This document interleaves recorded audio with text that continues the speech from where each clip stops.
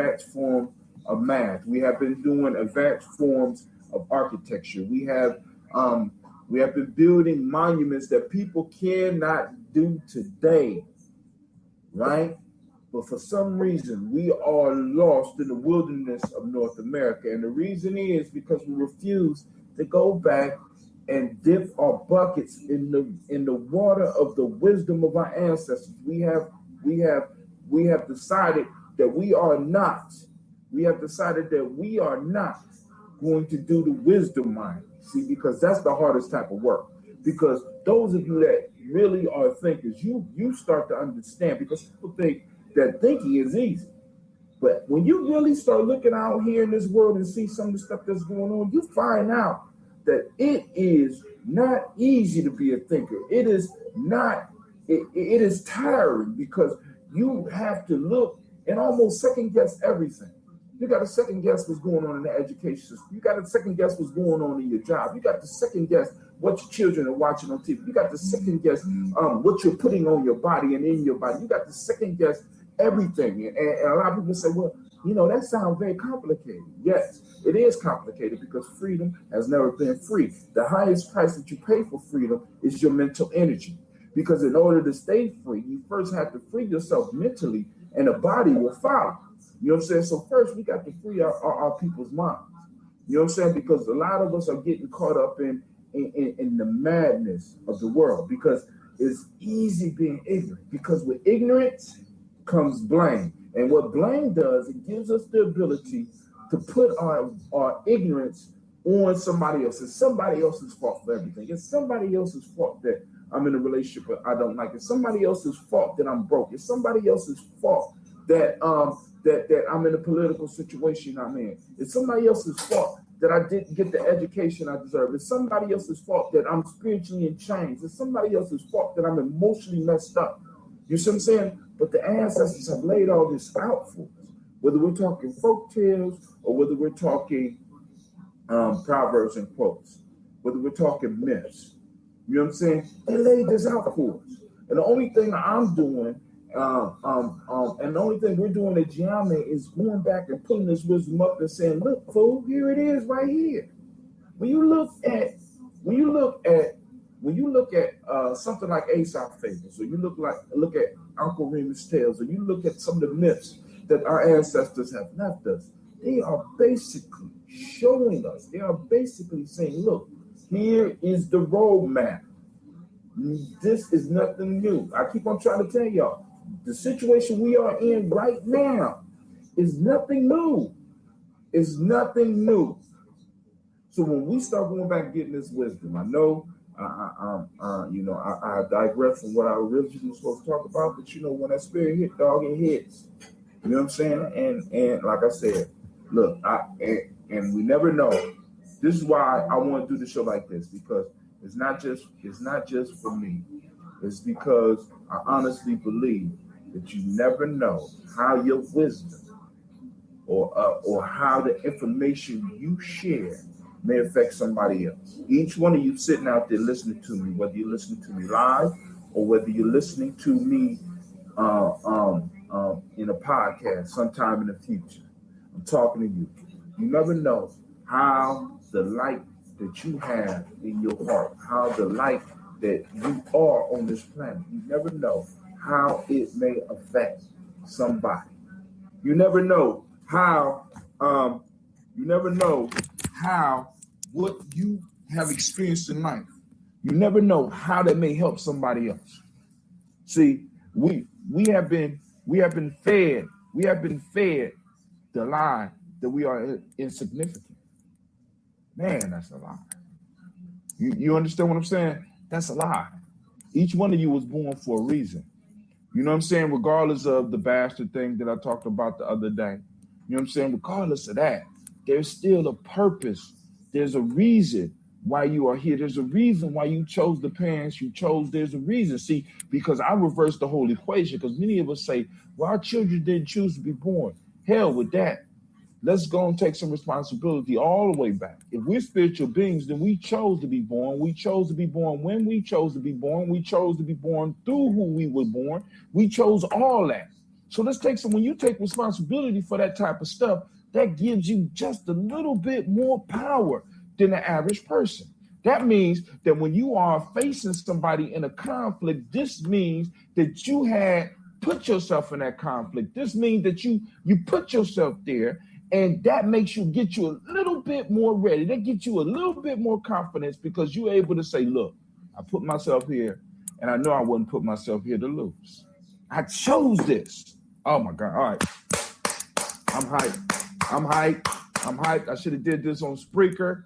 I'm hyped. Now get ready, because I'm about to drop, because we ain't even get to the damn Proverbs yet. You know what I'm saying? We ain't even get to the Proverbs yet. So it's about to go down right now on GNJMedia Radio. It's about to go down on the GNJMedia Hangout. So y'all need to go and start texting y'all friends, because I'm about to change some lives. And maybe if you drop something, you might change some lives with me. Stop being scared. Pick up your phone, pick up your computer, dial in, and let's get it popping. You know what I'm saying? It's world changing time. You understand what I'm saying? It's soul awakening time.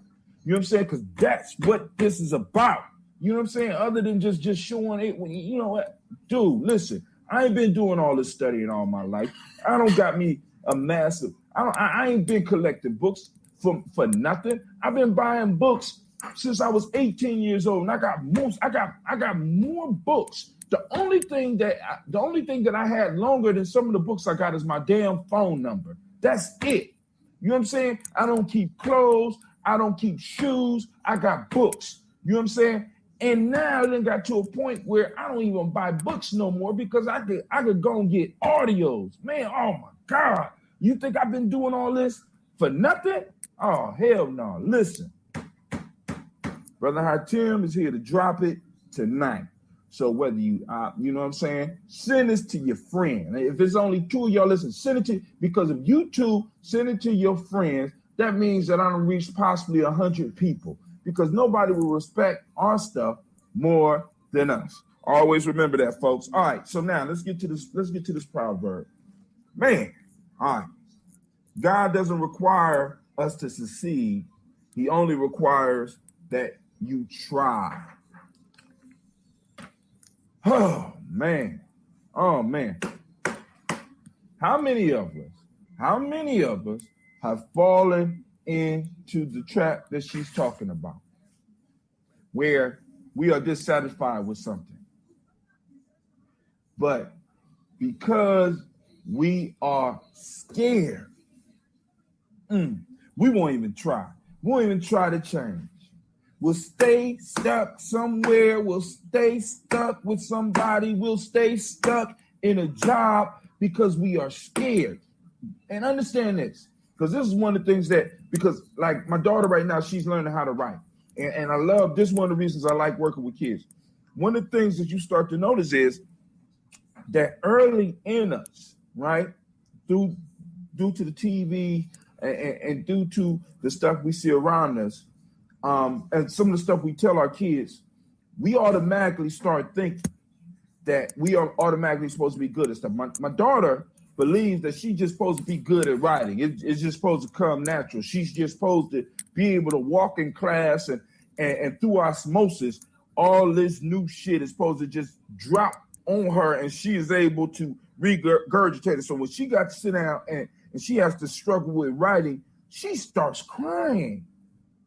You know what I'm saying? And the piece is, I'm trying to instill in her, and I'm instilling it with my son, and I'm trying to get myself, because I have been tainted by this, that in order to learn, only thing we have to do is two things we have to do. We have to be humble. We have to be willing to fail. See, trying opens us up for failure.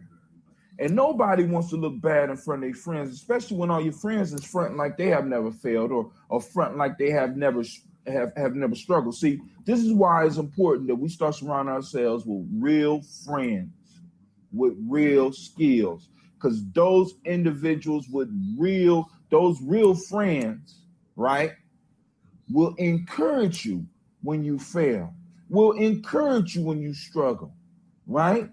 And because they know, because those real friends got real skills, and they know that the only way they was able to develop their skills was step by step. And that meant that they had to fail a whole lot more times than they succeeded. Most of us are scared to fail. Most of us are too embarrassed to take that step out. Most of us are frozen in we freeze our abilities because we don't want to try, because we don't want to fail. We don't like how it feels. And we need to train our children to enjoy that feeling. You know what I'm saying? Why? Why should they learn to enjoy the feeling of failure? Because you can't get good at nothing. You can't master nothing if you don't fail.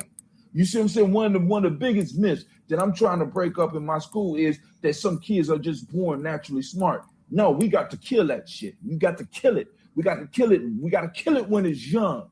Because the issue is individuals aren't born smart. They have been exposed to certain things, and because they have been exposed to certain things and have picked up certain practices, they are more skilled at one thing than they are at another. We need to stop telling our kids and start telling ourselves that we're naturally this and we're naturally that. No, we worked at that shit. The bottom line is we worked at it, and we have to accept that. See, because when we accept that, that means that now I can push off and learn something new. I can go off into a whole nother field because I had to struggle to be able to do what I'm good at. This means that it's okay for me to struggle with something else. I got a bunch of kids sitting around me that won't learn language, that won't learn math, that won't learn anything because they are scared. They are scared. You're wrong. They're scared, right? I'm about to cut somebody's mic off. See, all right, cool. But go ahead. Give me your point. Oh, don't cut off the mic now. Don't get quiet on me now. You know what I'm saying? Go ahead. Sure, tell me where I'm wrong. Go ahead. You better be ready, because I'm coming. I'm coming because I'm hyped. Tell me how I'm wrong. Because we are dispositioned to things through our genes. You say what? We have a predisposition for certain things. Like what? Go ahead. What do you have predisposition to do? We have a predisposition to addiction. Who? You saying that black folks or yourself are more predisposed to get addicted to a substance that is designed to be addictive than anybody else? Yep.